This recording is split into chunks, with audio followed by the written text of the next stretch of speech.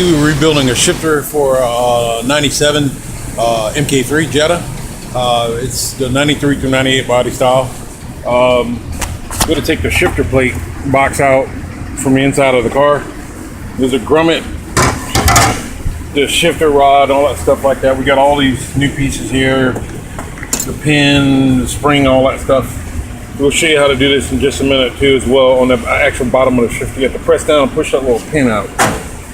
Pretty straightforward. Push the pin out, change the spring, change the ball, change the little locking plate. It's all in the kit.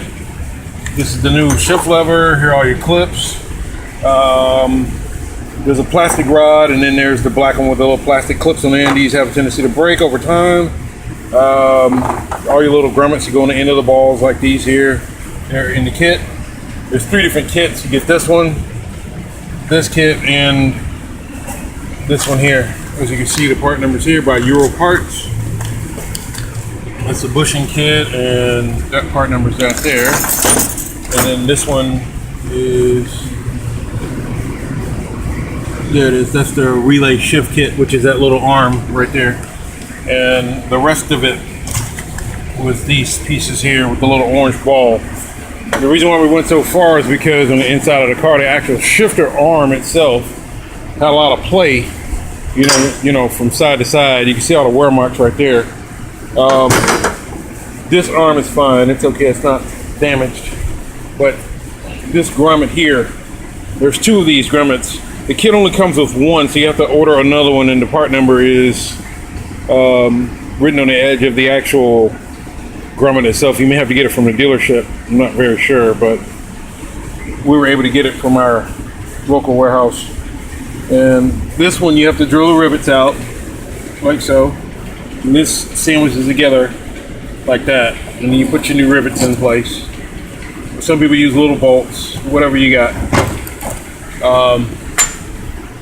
because it comes with these little rivets right here.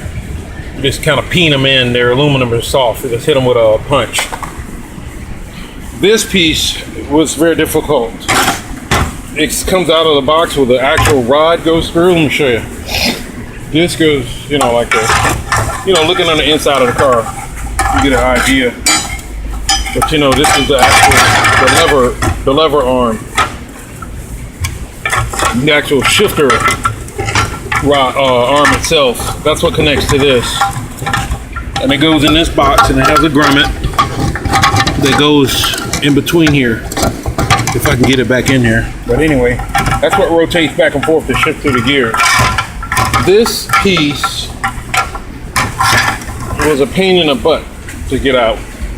This was like, it's a plastic piece inside of this. You see that? I had to pop this plastic piece out of this rubber first. Then when you get it all back, sandwiched back together, it's got these little 2 locking tabs right here, which push like that. We had to use the vise to set it all up here, and I just did like this, a little bit at a time, because this is actual rubber, this is hard plastic, and I just use a pick tool to get this going, and then I'm just on the last part. See this kind of like that, and it'll fall into place. I sprayed a little bit of lube. See it? Then it'll pop. Now I don't know how Volkswagen sells this piece here, but it may come together already. I don't know. I couldn't find it. Maybe it's too old or whatever. See, I still haven't got it all the way in.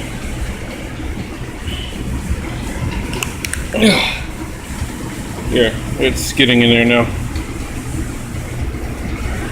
Yeah, that looks like it. And I kind of boogered it up a little bit because I haven't done one of these in a very long time. This part of it anyway. Most people rebuild just the outer part of the shifter. They don't go as far as the box inside of the car underneath here, because you got to drop the exhaust. As you can see, you got to drop the heat shield. Your little twisty tabs. You use like needle nose to twist them off, and you pull your heat shield out. You got 2 screws here, and then up top you got that 1 big bolt there.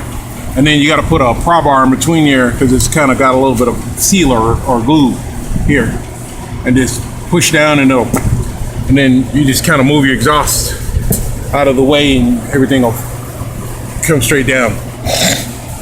So and of course, you know, that other piece, it mounts on top of the steering right there. It's 2 bolts here, and then there's another one here, 13 millimeter. You'll have to get this from up top. These two you can get from down below with a wrench, and all the other stuff is on top of the transmission. Like these levers, you know them, you know, take that one off. There are grommets that go in there, you know, to keep it. We'll have to clean this bolt up because it's got a whole bunch of hard plastic melted on there, and that's pretty much it. It's kind of tough. It's not really that easy to do, but it's not that bad either. This, you know, this piece goes down in there. You see, it's already got see, it goes down in there like that. I don't think it matters which way you put it in, either way. And then there are little collars that line this up. I think it came with the kit. Pretty sure it did. If it didn't, you can reuse your old ones. They're just like metal sleeves that take up, I think they go there like that. Yeah, I think that's right. Yeah, and here are the old ones. Make sure that you keep up with these little guys because they'll fall. It's just like a spacer. They go here on the box. There's one inside of the car. I just left it up there. That one wouldn't come off, so I waited till I got it out, then I just pulled it off. But it's a spacer. So when you mount everything up, you know what I mean. You also have to take the console all the way out too. It's not bad. It's 2 Phillips heads on the very back side of the console, and then, you know, a couple of 10 millimeter bolts.